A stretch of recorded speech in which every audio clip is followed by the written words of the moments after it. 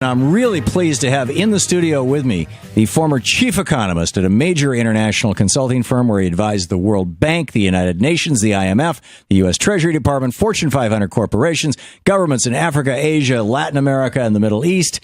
He is now an activist and author. His latest book, New Confessions of an Economic Hitman. It is John Perkins. His website, johnperkins.org.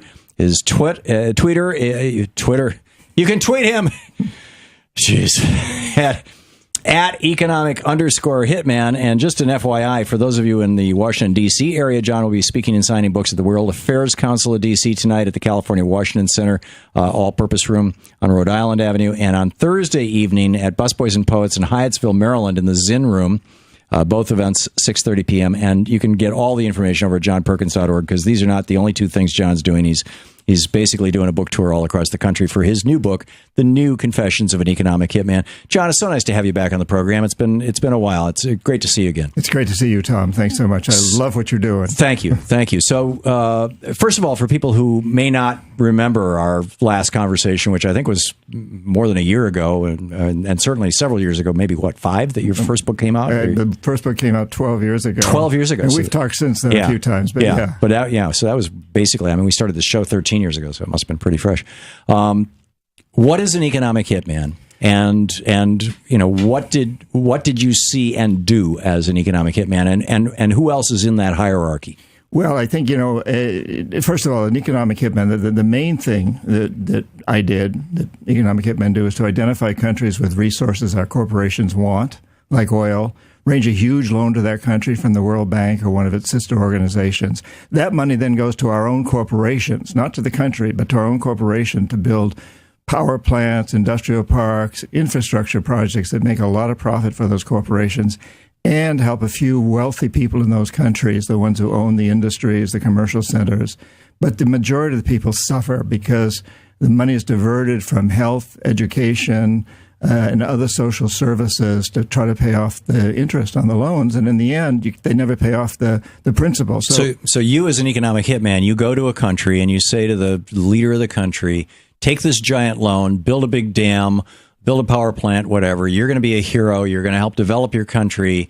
And what happens if they say no? Well, you're going to make a lot of money. Oh, you personally, we're going to make you rich, too. And all your friends and family. Yeah, right. Yeah.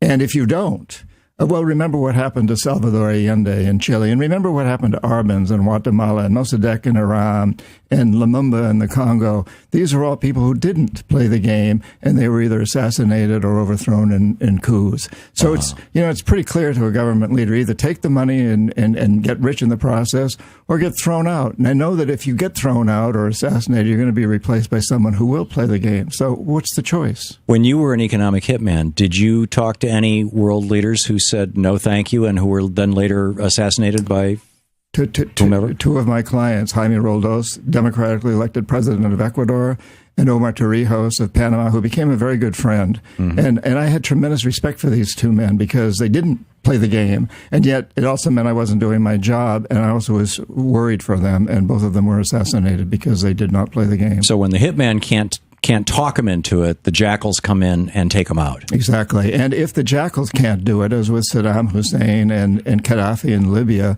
then the military goes in. So we get our way no matter what. And yes. We being not just the United States of America, but the corporate. Is this exclusively a corporate agenda and the government of the United States and other major countries? Because I know that this is in a way this is kind of the old colonial Europe model. They would take over a country in Africa or in the Middle East, and they'd say to the leaders, play along. And if the leaders said no, bang. And one of the few who actually stood up successfully was Gandhi. I think he's probably the only one. But in any case, is this mostly being driven by corporations and the governments go along, or is this being driven by government policy that helps the corporations, but there's some rationale that it's best for the United States if that oil that God accidentally put under the sand in Iraq, which is actually our oil, that we simply go recover it. Yeah, well, I think that's the excuse that's used. It's best for the United States, but the truth is that globally now it's big corporations that run the whole system, including in China and much of the rest of the world. That the big corporations have so much control They control governments. And also one of the reasons I wrote the new Confessions is that 12 years after the first one was written, things have gotten much worse. This whole economic hitman system has spread from the developing countries, where I work primarily, to the United States, Europe, and the rest of the world. And in fact, it's created a failed global economic system, what I call a death economy, that's based on militarization, fear, debt, and the destruction of resources. And we have to change it. So economic hitmen are now coming after targets in the United States? Absolutely. For example? Well, all the debt that we have. I constantly run into students. I do a lot of lecturing at MBA programs and law schools and other university programs. And I constantly hear students say, I'm getting my MBA because I really want to do something good. I want to have kids. I want to create a job. I want to be an entrepreneur and create a business that's going to clean up the pollution, that's going to help mine the plastic in the Pacific, or something along those lines. Oh, but I just discovered that I should have figured this out before, but I owe $200,000 in education debt. So I'm going to have to go to work for a big corporation for a few years to pay off that debt. What I know is once they get into that system, they're probably going to fall in love, marry someone, buy a house, have kids, go deeper and deeper into debt, and probably never get out of the system. And the system's set up that way to bring them in. On top of that, we've got credit card debt, we've got health insurance debt. We don't have good health insurance, so people go deep into debt to get taken care of when they're sick. Back in 1951, Russell Kirk wrote a book called The Conservative Mind, which William F. Buckley and my father, who was a conservative Republican, and many others have cited as the foundational moment. That book was the foundational moment of the modern conservative movement. And, he starts out with Sir Edmund Burke saying, it does me no harm if a man is allowed to be a hairdresser, but if he's allowed to vote, it does society considerable violence. And the original conservative back in the 1790s.